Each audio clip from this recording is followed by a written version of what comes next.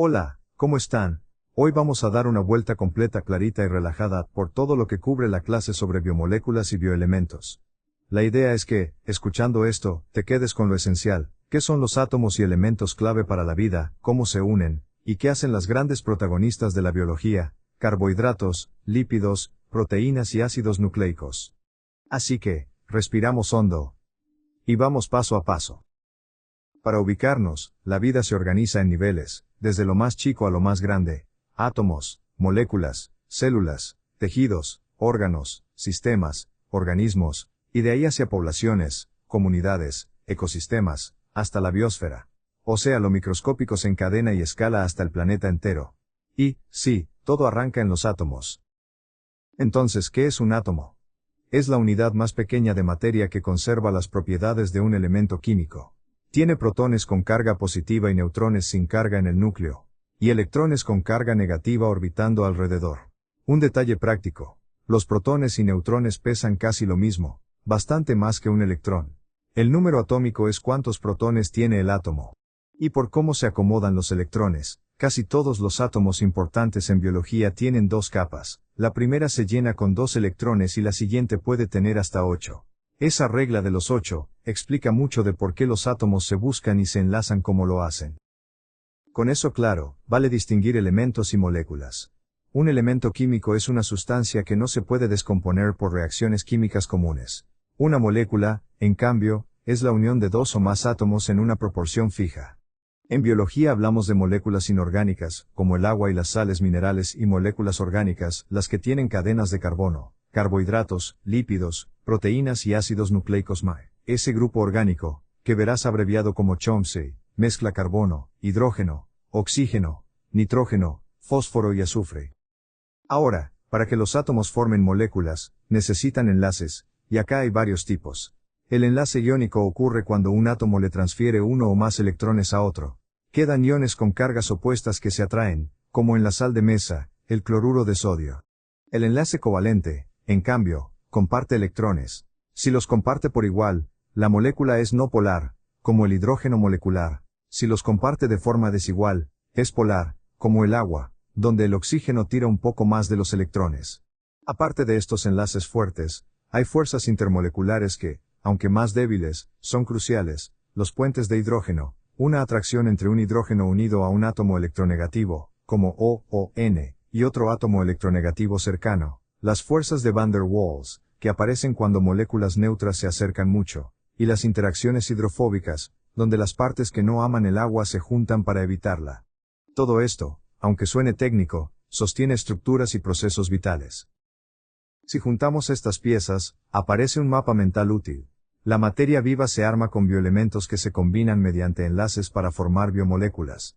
Esos bioelementos se suelen clasificar en primarios, secundarios y oligoelementos según su abundancia, y con ellos construimos tanto compuestos inorgánicos como orgánicos. Esa red explica desde una membrana celular hasta el ADN de una bacteria.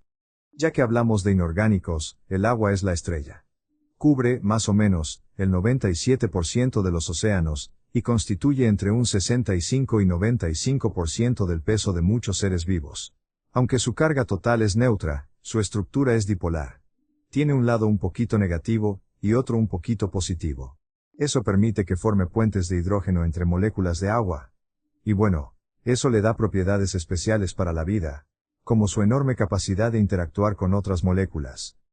Cerca del agua están las sales minerales, que no solo disueltas hacen funciones, sino que también forman estructuras. Por ejemplo, el carbonato de calcio arma caparazones de crustáceos y moluscos. En vertebrados, fosfatos, cloruros y carbonatos de calcio son parte del esqueleto. En el oído se forman otolitos, pequeños cristales de carbonato de calcio que ayudan con el equilibrio. Y en plantas, la sílice endurece las paredes celulares, como en los pastos. O sea, las sales no son solo saladito, también son arquitectura y función. Demos el salto entonces a los compuestos orgánicos. Lo clave es que están hechos principalmente por átomos de carbono unidos en cadenas, siempre con hidrógeno y muchas veces con oxígeno, nitrógeno, fósforo y azufre. Y aquí entran nuestras 4 familias: carbohidratos, lípidos, proteínas y ácidos nucleicos. Vamos por orden. Con los carbohidratos, piensa en moléculas con fórmula general parecida a CH2O repetido, y muchos grupos hidroxilo esos OH. El número de carbonos varía, 3, 4, 5, 6, 7, su función, en simple, va por 3 carriles. Primero, energía rápida, son el combustible de uso inmediato. Segundo, estructura y protección. Forman paredes celulares de bacterias, hongos y plantas, y también aparecen en matrices de tejidos. Y tercero, reconocimiento, en la superficie celular, actúan como etiquetas en glicoconjugados para identificar y comunicar. Según su tamaño, hay monosacáridos, disacáridos, oligosacáridos y polisacáridos. En monosacáridos, las triosas como el gliceraldehído, las tetrosas como la eritrosa, las pentosas como la ribosa y la desoxirribosa, y las hexosas como la glucosa, la fructosa y la galactosa. Cuando unes dos monosacáridos por una reacción de condensación, que libera agua N se forma un enlace glucosídico, así nacen disacáridos como la maltosa, que es glucosa más glucosa, o la lactosa, que es glucosa más galactosa. Un poquito más grandes, los oligosacáridos como la rafinosa tienen de 3 a 9 azúcares y también participan en reconocimiento. Y si te vas a lo grande, los polisacáridos, el almidón es una reserva de energía en plantas, la celulosa da rigidez a las paredes vegetales, y la quitina refuerza exoesqueletos de artrópodos y paredes de ciertos hongos. Visto así, los carbohidratos no solo endulzan, sostienen, guardan y señalan. Si te parece, pasamos a los lípidos, que son otra historia. Contienen carbono, hidrógeno y oxígeno, pero con mucho menos oxígeno que los carbohidratos. Por eso son poco solubles en agua y muy solubles en solventes apolares. ¿Para qué sirven? Guardan energía de manera súper eficiente. Forman parte de las estructuras, piensa en membranas Peaslow-Dray, también Sensen-Marf, y también componen algunas hormonas. La pieza básica es el ácido graso, una cadena hidrocarbonada con un grupo carboxilo al final. Esa forma los hace anfipáticos, con un extremo polar que ama el agua y una cola apolar que la evita. Hay saturados con enlaces simples, cadenas rectas, sólidos a temperatura ambiente, típicos de grasas animales y no saturados,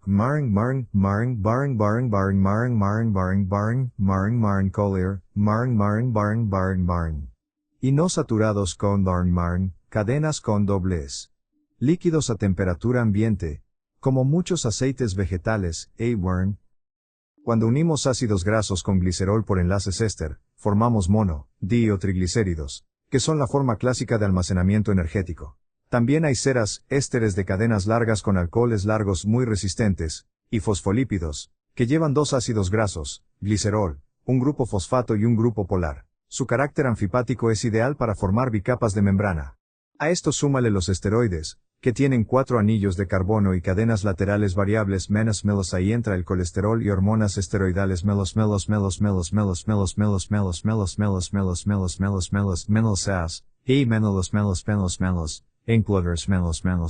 que incluyen esencias como la A, E y K, y pigmentos como los carotenos, y las prostaglandinas, señalizadores potentes en muchos procesos.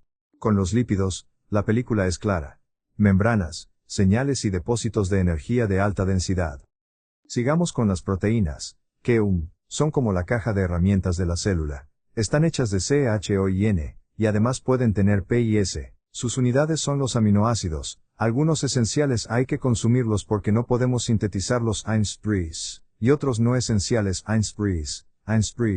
Refidis, Esbri, Recurve, Real, Ureals, y otros no esenciales, Ureals, Rhinzes, Uri, Workaru, Ryer, Ureares, Ureols, Ryer. Los aminoácidos se clasifican por sus personalidades. Hidrófobos, polares, ácidos o básicos. Esa diversidad determina cómo se pliega y funciona la proteína final. Para unirlos, se da otra condensación. Un aminoácido se enlaza con otro por un enlace peptídico, liberando agua. Con 2 haces un dipéptido, con cientos o miles, una proteína. En general, hablamos de proteína cuando hay más de 50 aminoácidos. Lo fascinante está en los niveles de estructura. La primaria es la secuencia, el orden de aminoácidos unidos por enlaces peptídicos. La secundaria describe formas locales estabilizadas por puentes de hidrógeno, como la clásica alfa hélice o la lámina beta, a veces llamada plegada, o en zigzag. La terciaria es el plegamiento global de esa cadena, sostenido por puentes disulfuro, puentes de hidrógeno e interacciones hidrofóbicas. Cuando una proteína se desnaturaliza, suele perder justamente esta organización fina, Y la cuaternaria aparece cuando varias cadenas polipeptídicas se asocian en un complejo mediante enlaces débiles. Ese juego de niveles permite que una proteína sea enzima, receptor, motor o estructura, según toque. Y ahora, los ácidos nucleicos, los guardianes de la información, también llevan C, H, O, N y P, y están formados por nucleótidos. Cada nucleótido tiene tres partes, una pentosa ribosa o desoxirribosa Mi, un grupo fosfato y una base nitrogenada. Las bases se agrupan en purinas HERS, adenina y guanina HMERS, y pirimidinas HERS, timina, uracilo y citosina HMERS. Estos ladrillos no solo forman ADN y ARN, también, como moléculas libres, cumplen roles clave. NAD+ y FAD llevan electrones en reacciones metabólicas. ATP y ADP son la moneda energética del celular día a día, y el AMPC actúa como mensajero dentro de la célula. Sobre lo grande, el DNA es el material genético de todas las células, y el RNA es indispensable para transferir la información del DNA a las proteínas. Incluso en algunos virus, el RNA es el material genético. Si bajamos a los detalles, el ARN utiliza ribosa, y las bases adenina, uracilo, citosina y guanina. Es de cadena simple y se encuentra en núcleo y citoplasma. Hay varios tipos, el ribosómico, que estructura los ribosomas, el de transferencia, que lleva un aminoácido específico a la maquinaria de síntesis, y el mensajero, que trae la receta, para traducir una secuencia de nucleótidos en una secuencia de aminoácidos. El ADN, por su lado, usa desoxirribosa y las bases adenina, timina, citosina y guanina, formando la famosa doble hélice. En células eucariontes está en el núcleo y también dentro de mitocondrias y cloroplastos. Ese empaquetado y fidelidad sostienen la herencia y el control de funciones. Antes de cerrar, vale mencionar los grupos funcionales, que son, como las piezas activas de muchas moléculas. El grupo carboxilo confiere carácter ácido y está en aminoácidos y ácidos grasos. El hidroxilo, que es polar, aparece en alcoholes y azúcares. El carbonilo puede estar como aldehído o cetona, y en los azúcares define tipos importantes. El grupo amino aporta carácter básico y, claro, está en aminoácidos. El sulfidrilo, que es polar, se encuentra en cisteína y metionina y participa en puentes disulfuro que estabilizan proteínas. Y el fosfato, muy polar, es clave en ácidos nucleicos, ATP y fosfolípidos de membranas. Reconocer estos grupos te ayuda a predecir cómo se comporta una molécula en agua, cómo se une y qué rol puede jugar. Si juntamos todo lo visto, queda un resumen ordenado. En carbohidratos, la unidad básica es el monosacárido. Se enlazan por enlaces glucosídicos para formar oligo y polisacáridos. En lípidos encontramos enlaces CH covalentes, y en triglicéridos, enlaces éster. Abarcan ácidos grasos, triglicéridos, fosfolípidos y colesterol, además de terpenos y esteroides. En proteínas, la unidad es el aminoácido menos con ese esqueleto NH2CHCOH y la cadena lateral Riemann-Roch. Se unen por enlaces peptídicos y adoptan estructuras primaria, secundaria, terciaria y cuaternaria. En ácidos nucleicos, la unidad es el nucleótido y los polímeros se forman por enlaces fosfodiéster. Además, como cofactores y mensajeros, aparecen ATP, ADP, AMPC, NADH y FADH2, junto a ADN y ARN como portadores de la información. Y bueno, ¿por qué todo esto importa? Porque desde la estabilidad que dan los enlaces hasta la flexibilidad de los grupos funcionales, cada detalle químico explica cómo la vida almacena energía, construye estructuras, reconoce señales y transmite información. Cuando ves a una bacteria o a un ser humano, detrás hay el mismo alfabeto químico armando historias distintas. Así que, si te quedas con una imagen, que sea esta: agua y sales poniendo el escenario, carbohidratos alimentando y señalando, lípidos armando barreras y reservas, proteínas haciendo el trabajo fino, y ácidos nucleicos custodiando y ejecutando la información. Con eso, la biología empieza a hablarte en un idioma que ya entiendes.